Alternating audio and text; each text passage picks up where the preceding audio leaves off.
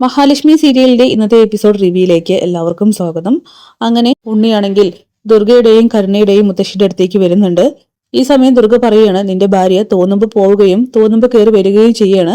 ആദ്യത്തെ പോലെ ഇതൊന്നും നടക്കില്ല. ആദ്യത്തെ ഇവളെ ഞാൻ ഒരുപാട് സപ്പോർട്ട് ചെയ്തിട്ടുണ്ടായിരുന്നു. അതിന്റെ എല്ലാ ദോഷവും ഇവളിൽ ഞാൻ കാണുന്നുണ്ട്. ഇനി ഇത് ആവർത്തിക്കരുതെന്ന് പറഞ്ഞേക്കണം. ഒരുപാട് പണികൾ ഇവിടെയുണ്ട്. എല്ലാം കൂടി എനിക്ക് ഒറ്റയ്ക്ക് ചെയ്യാനൊന്നും പറ്റില്ല. ഞാനാണ് ഈ പണികളൊക്കെ ചെയ്തുകൊണ്ടിരിക്കുന്നത്. ഇനി രാജ്ഞിയെ പോലെ വാഴാമെന്നൊന്നും നിന്റെ ഭാര്യ വിചാരിക്കണ്ട എന്നൊക്കെ പറയുമ്പോൾ ഉണ്ണിയാണെങ്കിൽ ദേഷ്യത്തോടെ ചോദിക്കുകയാണ് കരുണയോട്, എവിടേക്കാടി നീ പോയത്? എന്നോട് പോലും പോലും പറഞ്ഞില്ലല്ലോ എന്ന്. അയ്യോ ഉണ്ണിമോനെ, മോളെ വഴക്ക് പറയില്ലേ, എന്നെ കാണണമെന്ന് തോന്നിയപ്പോ അവൾ ഇങ്ങോട്ട് വന്നതാ, അല്ലാതെ വേറെ എവിടേക്കും പോയിട്ടില്ല. എന്നാലേ ഇനി മുതൽ ചോദിച്ചിട്ട് പോകാൻ പാടുള്ളൂന്നാ പറഞ്ഞ്. ഇവിടെ നിന്നും തോന്നിയതുപോലെ ഇറങ്ങാനും കയറി വരാനും ഇത് മറ്റൊന്നുമല്ല, ഒരു വീടാണെന്നൊക്കെ പറഞ്ഞ ദുർഗയാണെങ്കിൽ വീണ്ടും വീണ്ടും കരുണയെ വഴക്ക് പറയുന്നു. എന്നാലും എല്ലാവരും ചേർന്ന് മോളെ ഇങ്ങനെ കുറ്റപ്പെടുത്തരുത്. ഇല്ല, മോളെ കുറ്റപ്പെടുത്തുന്നില്ല. ഇവിടെ നിന്ന് നിങ്ങളുടെ വീട്ടിലേക്ക് വരരുതെന്ന് പറഞ്ഞതേ നിങ്ങളുടെ ഉപദേശം കേട്ട് വരുന്ന നിങ്ങളുടെ കൊച്ചുമോള് അത്ര നല്ല രീതിക്കൊന്നായിരിക്കില്ല പിന്നീട് അങ്ങോട്ട് പെരുമാറുക. ഒരുപാട് സ്നേഹം നടിച്ച് അവളെ മനുഷ്യനെ കൊന്നു കളയും, കൊലയാളിയുടെ മകളല്ലേ എന്നൊക്കെ പറയുമ്പോ മുത്തശ്ശി പറയുന്നുണ്ട്, ദുർഗെ മോൾ ഇനി അങ്ങനെയൊന്നും ചെയ്യും. എല്ലാവരെയും സ്നേഹിച്ചും സഹായിച്ചും കരുണയുള്ളവളായിട്ട് മുന്നോട്ട് പോകാനായിട്ട് ഞാൻ ഉപദേശിച്ചിട്ടുണ്ടെന്നൊക്കെ പറയുമ്പോൾ, ഓ നിങ്ങളുടെ ഉപദേശം അതെന്താണെന്ന് ഞങ്ങൾക്ക് നന്നായിട്ട് അറിയാം. പിന്നെ ഇവള് ഇവിടെ ഉണ്ടാക്കുന്ന ഭക്ഷണങ്ങളൊക്കെ കഴിക്കുന്നുണ്ട്. പക്ഷെ പ്രത്യേകിച്ച് എന്തെങ്കിലുമൊക്കെ എനിക്ക് ഉണ്ടാക്കി കൊടുക്കണമെന്ന് തോന്നുമ്പോഴേ ആ പ്രതാപചന്ദ്രന്റെ മുഖമാണ് മനസ്സിലേക്ക് ഓടി വരുന്നത്. എന്റെ ഭർത്താവിന്റെ കൊലയാളി, അവന്റെ മകൾക്ക് ഒന്നും ഞാൻ വെച്ചിട്ടാക്കി കൊടുക്കില്ല എന്നൊക്കെ പറയുമ്പോൾ, എന്നാലും നിങ്ങൾ എല്ലാവരും ഒരു കാര്യം ഓർക്കണം ദുർഗെ, മോളുടെ വയറ്റിലൊരു കുഞ്ഞുണ്ട്. മോളുടെ വയറ്റിലൊരു തുടിപ്പുള്ളപ്പോൾ തന്നെ എല്ലാവരും അവളിങ്ങനെ ഒറ്റപ്പെടുത്തുന്നതും കുറ്റപ്പെടുത്തുന്നതും ശരിയാണെന്നൊക്കെ ചോദിക്കുമ്പോൾ, എങ്കിലും ഇവളുടെയും ഇവളുടെ അച്ഛന്റെയും കയ്യിലിരിപ്പ് നന്നാവണമായിരുന്നു. ഇവളെ ഈ വീട്ടിലേക്ക് കൊണ്ടുവന്നത് എനിക്ക് ഇഷ്ടപ്പെട്ടിട്ടില്ല. ഇവളെ കാണുന്നത് തന്നെ എനിക്ക് വെറുപ്പാണെന്നൊക്കെ പറയുമ്പോൾ, ദുർഗെ അങ്ങനെയൊന്നും പറയല്ലേ, തെറ്റ് പറ്റിപ്പോയി എന്നൊക്കെ പറയുകയാണ് മുത്തശ്ശി. മോനെ ഒന്ന് പുറത്തേക്ക് വരുമോ, എനിക്ക് നിന്നോടൊരു കാര്യം പറയാനുണ്ട്. എന്ത് കാര്യ? അമ്മ കേൾക്കാൻ പെടാത്ത കാര്യം. ഉണ്ണിമോനെ ഒന്ന് പുറത്തേക്ക് വാ എന്ന് പറഞ്ഞുകൊണ്ട് മുത്തശ്ശിയാണെങ്കിൽ പുറകെ പോവുകയാണ്. ചെല്ല്, എന്തെങ്കിലുമൊക്കെ കാര്യമായിട്ട് പറയാനായിരിക്കും, ഇവളുടെ ഉപദേശത്തിന് ബാക്കി നിനക്ക് തരാനായിരിക്കും എന്ന് പറഞ്ഞുകൊണ്ട് ദുർഗ അവിടെ നിന്നും ഉണ്ണിയെ വിട്ടയക്കുകയാണ്. ഈ സമയം ഉണ്ണി അവരുടെ പുറകെ തന്നെ പോകുന്നുണ്ട്. എന്താടി വീഴ്ച നോക്കി നിൽക്കുന്നത്, കേറി പോടി അകത്ത്. ഇനി ഇവിടെ നിന്നും അനുവാദമില്ലാതെ നീ പുറത്തേക്ക് പോയാലുണ്ടല്ലോ എന്ന് പറഞ്ഞുകൊണ്ട് കരുണയെ അവിടെ നിന്നും ആട്ടിവിടുകയാണ്. പിന്നീട് മുത്തശ്ശിയാണെങ്കിൽ വളരെ ദേഷ്യത്തോടു കൂടി തന്നെ പുറത്തിങ്ങനെ നിൽക്കുകയാണ്. ഉണ്ണി അങ്ങോട്ട് വരുന്നുണ്ട്. എന്താ നിങ്ങൾക്ക് എന്നോട് സംസാരിക്കണമെന്ന് പറഞ്ഞ്? അല്ല മോനെ, ഇപ്പോ ഇവിടെ ആർക്കും നഷ്ടപരിഹാരം ആവശ്യമില്ലെന്നും നഷ്ടപരിഹാരം ഏറ്റവും കൂടുതൽ ആഗ്രഹിക്കുന്നത് മോനാണെന്നും പറഞ്ഞു. ആ അതിനെന്താ തെറ്റ്? അല്ല, മോന് വേണ്ടതെല്ലാം ഞാൻ തന്നല്ലോ. മോളുടെ കാര്യങ്ങൾ നോക്കാനുള്ള കാര്യങ്ങളൊക്കെ പൈസയും കാര്യങ്ങളൊക്കെ മോന്റെ കയ്യിലില്ലേ എന്നൊക്കെ ചോദിക്കുമ്പോ, അത് പിന്നെ പൈസയായിട്ട് നിങ്ങളൊന്നും തന്നിട്ടില്ലല്ലോ, പ്രോപ്പർട്ടീസ് തന്നിട്ടുണ്ട്, അത് ശരി തന്നെയാണ്. എന്റെ കയ്യിലേ പൈസയില്ല, പൈസയായിട്ട് തന്നെ എനിക്ക് നഷ്ടപരിഹാരം കിട്ടണം എന്നൊക്കെ പറയുമ്പോൾ, ഉണ്ണിമോനെ നീ എന്തൊക്കെയാ പറയുന്നത്? എന്റെ കയ്യിലുള്ള ഗോൾഡ് തന്നപ്പോൾ തന്നെ അതിൽ 1 കോടി വിലമതിക്കുന്ന ഗോൾഡുകളാണുള്ളത്. അതൊക്കെ വിറ്റ് തന്നെ നിങ്ങൾക്ക് സുഖമായിട്ട് ജീവിച്ചോടെ കുറച്ചു കാലത്തേക്ക്. അതൊന്നും വിൽക്കാൻ എനിക്കിപ്പോ താല്പര്യമില്ല. പിന്നെ കരുണയ്ക്ക് അവളുടെ കാര്യങ്ങളൊക്കെ ഞാൻ നോക്കുന്നുണ്ടെന്നൊക്കെ പറയുമ്പോൾ, അവളുടെ എന്ത് കാര്യമോ നോക്കുന്നത്? വീട്ടു ചെലവാണെങ്കിൽ കണ്ണനാണ് വഹിക്കുന്നത്. പിന്നെ മോനാണെങ്കിൽ ഒരു ചെലവില്ലല്ലോ. ഇനി വെറുതെ ഓരോന്ന് പറഞ്ഞ് മുഷിയാൻ നിൽക്കണ്ട. എനിക്ക് എന്തായാലും എന്റെ അച്ഛനെ കൊന്നതിന് നഷ്ടപരിഹാരം കിട്ടിയേ മതിയാകൂ. അതിനിപ്പോ ആരെന്തൊക്കെ പറഞ്ഞാലും. അങ്ങനെ മുത്തശ്ശി പറയുന്നുണ്ട്, നീയൊക്കെ ശരിക്കും ഒരു ആണാണോടാ? മഹാലക്ഷ്മിക്ക് ഞങ്ങളെ പേരിന് മാത്രമേ സ്വർണം കൊടുത്തിട്ടുള്ളൂ. പക്ഷെ ഇപ്പൊ അവൾ ഇട്ട് നടക്കുന്ന സ്വർണ്ണങ്ങൾ കണ്ടാല് എന്റെ മോൾക്ക് പോലും അത്രയില്ല. പക്ഷെ കരുണമോൾ ഇവിടേക്ക് 150 പവൻ കൊടുത്തു വിട്ടിട്ടാണ് കല്യാണം കഴിപ്പിച്ച് അയച്ചത്. എന്നിട്ട് നിനക്ക് അവൾക്ക് എന്തെങ്കിലും ഇതുവരെ വാങ്ങിക്കൊടുക്കാനായിട്ട് കഴിഞ്ഞിട്ടുണ്ടോ? അവളുടെ കാര്യങ്ങളൊക്കെ നോക്കുന്നത് ഞങ്ങളല്ലേ. കണ്ണനെ പോലെ നിനക്കൊന്നും ആയിക്കോട്ടെ എന്നൊക്കെ ചോദിക്കുമ്പോൾ, എനിക്ക് ആരെ പോലെ ആവാനൊന്നും പറ്റില്ല. ഞാൻ ഇതുപോലെ തന്നെയായിരിക്കും മുന്നോട്ട് പോവുക. പിന്നെ ഈ ക്യാഷൊക്കെ ഇപ്പൊ തന്നെ തൂത്തടിച്ച് കളഞ്ഞാലേ ആകെ പ്രശ്നമാവും. കാരണം ഇപ്പോ പ്രഗ്നന്റ് ആണ്. അവൾക്കിനി കുഞ്ഞാവുമ്പോ, പെൺകുഞ്ഞാണെങ്കിൽ അതിന് 20 വർഷമൊക്കെ കഴിയുമ്പോൾ കല്യാണം കഴിച്ചു കൊടുക്കണ്ടേ? അപ്പൊ എന്തെങ്കിലുമൊക്കെ കാര്യമായിട്ട് കൊടുത്തു വിടണ്ടേ?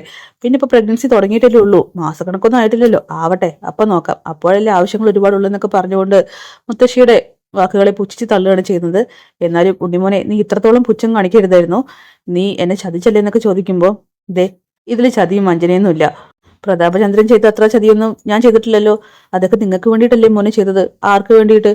കരുണ എന്റെ അച്ഛൻ മരിക്കുന്ന സമയത്ത് കുഞ്ഞായിരുന്നു, ഏകദേശം 1 വയസ്സൊക്കെ കാണും, എനിക്ക് 4 വയസ്സും. ഞങ്ങൾക്ക് വേണ്ടിയിട്ടാണോ പ്രതാപൻ എന്റെ അച്ഛനെ കൊന്നത്? അല്ലാലോ.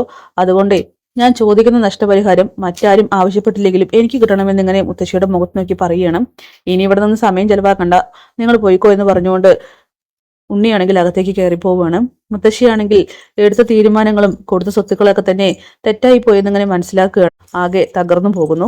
പിന്നീട് മഹിയെ ഡിസ്ചാർജ് ചെയ്ത് വീട്ടിലേക്ക് കൊണ്ടുവരികയാണ്. ഈ സമയം കണ്ണനാണെങ്കിൽ മഹിയെ താങ്ങി പിടിക്കുന്നുണ്ട്. പതുക്കെ എന്ന് പറഞ്ഞുകൊണ്ട് വീട്ടിലേക്ക് കയറാൻ നിൽക്കുമ്പോൾ അനന്ത് പറയുന്നുണ്ട്, ഇനി ഈ വീടൊക്കെ ഒന്ന് മൂടി പിടിപ്പിക്കണം, നൂലുകെട്ടും മറ്റും ഫംഗ്ഷൻ വരാൻ പോവുകയല്ലേ. അങ്ങനെ അവരെല്ലാവരും അകത്തേക്ക് പോവുകയാണ്. പിന്നീട് കണ്ണൻ പറയുന്നുണ്ട്, മോളുടെ ജനനത്തോട് കൂടിയിട്ട് മോൾക്കുള്ള എല്ലാ ദോഷങ്ങളും മാറിയിരിക്കുകയാണ്, ഇനി അങ്ങോട്ട് രാജയോഗമായിരിക്കുമെന്നൊക്കെയാണ് സിദ്ധയായിട്ടുള്ള അമ്മ പറയുന്നത്.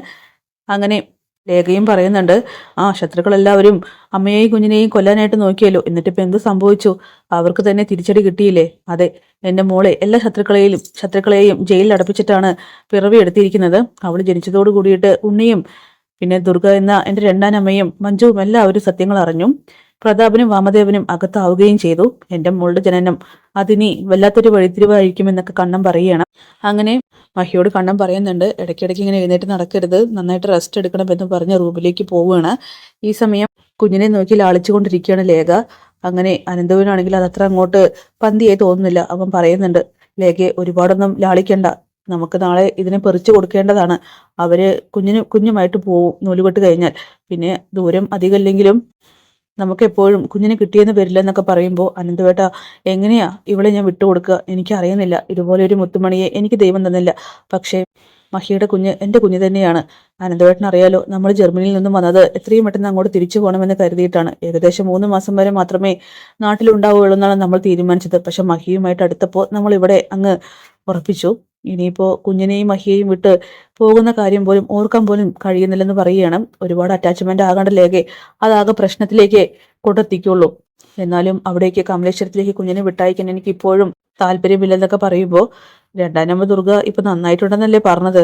അതൊക്കെ അവരുടെ നിലനിൽപ്പിന്റെ ഭാഗമാണെങ്കിലോ കുഞ്ഞിന്റെ കാര്യം ആലോചിച്ച് എനിക്ക് നല്ല ടെൻഷനുണ്ട്. എന്തായാലും അതൊക്കെ പിന്നീട് ചിന്തിക്കാമെന്ന് പറഞ്ഞ് ലേഖ അവിടെ നിന്ന് പോവുകയാണ്. അനന്തുവിനാണെങ്കിൽ ലേഖ എത്രത്തോളം കുഞ്ഞിനെ സ്നേഹിക്കുന്നുണ്ടെന്നും അത് കുഞ്ഞിനെ പിരിയുന്ന സമയത്ത് എത്രത്തോളം ലേഖയെ ബാധിക്കുമെന്നും മനസ്സിലാവുകയാണ് അതിന്റെ തീവ്രത. അവനാണെങ്കിൽ ഒരുപാട് സങ്കടമാവുന്നുണ്ട്. പിന്നീട് ദുർഗയാണെങ്കിൽ മുത്തശ്ശി എന്താണ് ഉണ്ണിയെ തനിച്ച് വിളിച്ച് പറഞ്ഞെന്നുള്ള കാര്യം ചോദിക്കുമ്പോൾ ഉണ്ണി പറയുന്നുണ്ട് സ്വത്തുക്കളെ കുറിച്ചാണെന്ന്. എന്തിനാടാ നിന്റെ അച്ഛനെ കൊന്നവരുടെ സ്വത്തെന്ന് ചോദിച്ചുകൊണ്ട് ദുർഗ ഉണ്ണിയോട് വഴക്കിടുകയാണ്. എനിക്ക് സ്വത്തുക്കൾ വേണം, എല്ലാവർക്കും എല്ലാം ഉണ്ട്, പക്ഷെ എനിക്ക് മാത്രം ഒന്നുമില്ല. അതുകൊണ്ടേ നഷ്ടപരിഹാരമായിട്ട് സ്വത്തുക്കളൊക്കെ കിട്ടിക്കോട്ടെ, എന്തായാലും കേസ് നടത്തി ക്യാഷ് ചെലവാക്കേണ്ടി വരും അവര്. അപ്പൊ പിന്നെ അത് നഷ്ടപരിഹാരമായിട്ട് തന്ന കാര്യം കഴിഞ്ഞില്ലേ, ആ നഷ്ടപരിഹാരം ഞങ്ങൾക്ക് വേണ്ടെങ്കിലും എന്ന് പറഞ്ഞുകൊണ്ട് കണ്ണൻ വരികയാണ്. നിങ്ങൾക്ക് വേണ്ടെങ്കിൽ വേണ്ട, നിങ്ങൾക്ക് എല്ലാം ഉണ്ടല്ലോ, എനിക്കാണെങ്കിൽ ഒന്നുമില്ലാത്തതെന്ന് പറഞ്ഞുകൊണ്ട് കണ്ണനോട് തർക്കിക്കുകയാണ് ഉണ്ണി.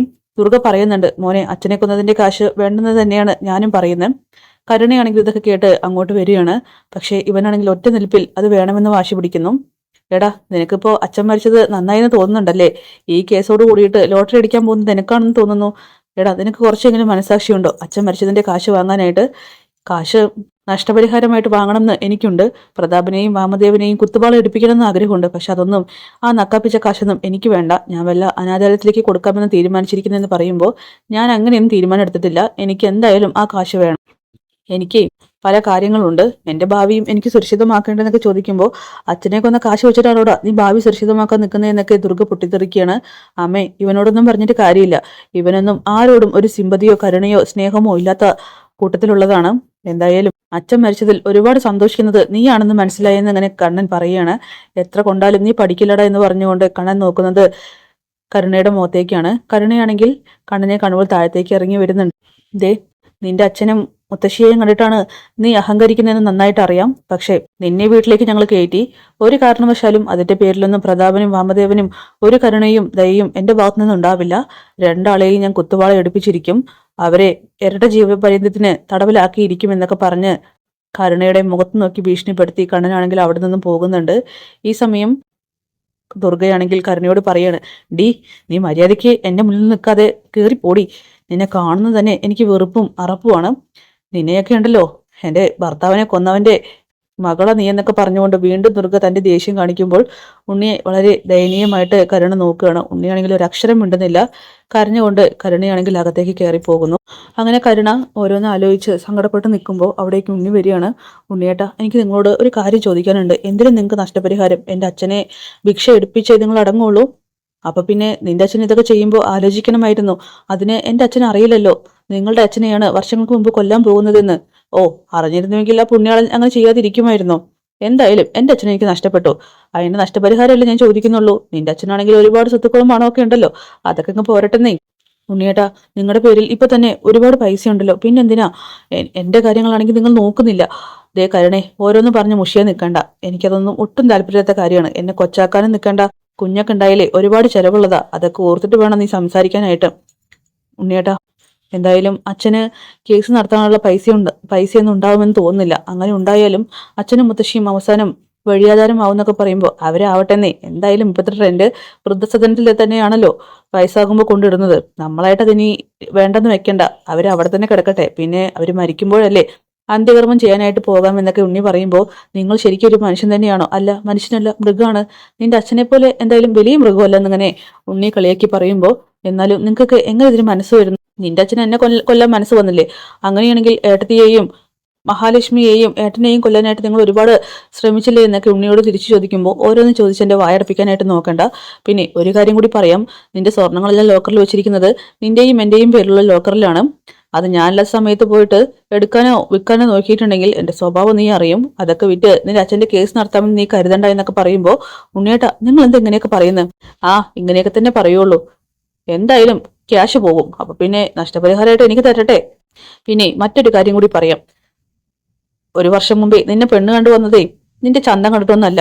നിനക്ക് നിറയെ സ്വത്തുക്കളുള്ള ബാക്ക്ഗ്രൗണ്ട് ആണെന്ന് അറിഞ്ഞിട്ട് തന്നെയാണ് നിന്റെ അച്ഛന് 4-5 ലോറിയും കോറിയും പിന്നെ കണ്ണായ സ്ഥലങ്ങളിൽ വസ്തുക്കളും എല്ലാം കണ്ടിട്ട് തന്നെയാണ് ഞാൻ വന്നത്.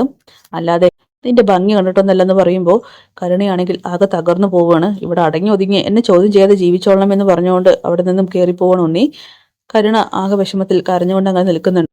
പിന്നീട് ഉണ്ണിയാണെങ്കിൽ വാമദേവനെ കാണാനായി ജയിലിലേക്ക് പോവുകയാണ്. ഈ സമയം വാമനാണെങ്കിൽ ഉണ്ണിയെ കാണുമ്പോൾ ആകെ പതറിപ്പോകുന്നു. അങ്ങനെ ഉണ്ണി പലതും തീരുമാനിച്ചുകൊണ്ടാണ് വാമനെ കാണാനായിട്ട് എത്തിയിരിക്കുന്നതും. അപ്പൊ കാത്തിരിക്കാം നാളത്തെ കടിഞ്ഞൻ എപ്പിസോഡിനായിട്ട്.